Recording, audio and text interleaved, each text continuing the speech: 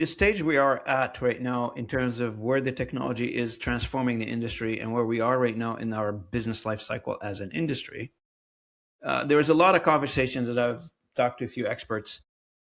They talk about the post-localization era. So are we in a position right now with all the tech that's coming around to continue down the road of try to build something on the foundation that we currently have, or do we need to scrap everything that we currently have and build something brand new? I don't think it's possible to scrap everything and start something from new. We have to build on what we've got. Um, and, it's funny. So, Sultan, I was writing things down as you were talking, protection of the consumer, creating content that lasts and not just creating content for the sake of creating content. And also, you're assuming that the consumer knows what they want. True. Right? I'm a client. I don't know much about technology. I have a degree in French. Not that that means I can't learn or I can't become an expert at AI or whatever else is going to come our way. I have to rely on other people, and I'm a team of one. The realities have to be baked into the equation at some point. That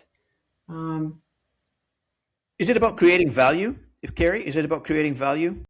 Like yes, for the companies who are in our industry, instead of becoming transactional, I think the question should be is what value am I creating for our customers, for our market?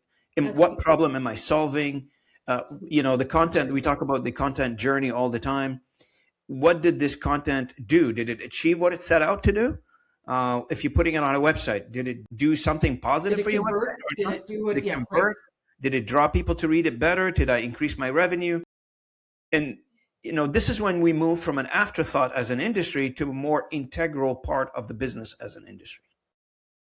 Because now you're a contributor to a business versus an admin cost on a spreadsheet for a business. Right. That's the only thing I think of is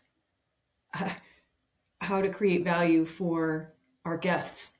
We are guest first. Subway is a guest first focus company. Because if we don't treat them correctly or nicely, they're not going to come back. I don't care how good our sandwiches are.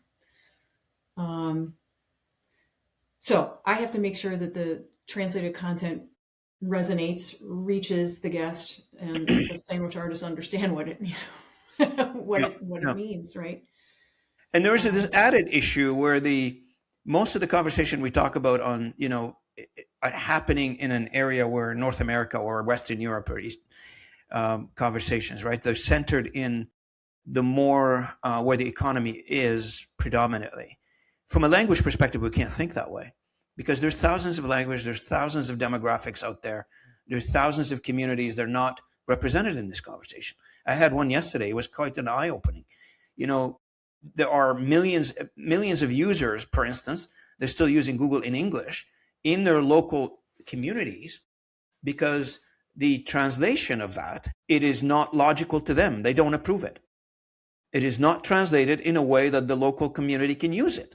mm, It is true in a lot of cases that these things are happening, and we talk about it in North America, Canada, United States, and France, UK, Germany, etc. But the missing piece of it is, let's say, I don't know how many dialects in the Arabic language or how many dialects are in the Indic language, Sub-Saharan language, Asian languages. That conversation, maybe it's happening on their side. But when we talk about a global body, we need to include all these communities into the global body right now. Right now, they are represented internally in their own jurisdictions because that's the only way. That's the only way they know about it. Did we solve anything so far? I don't think we did, but I think the conversation is worthwhile having. I believe so.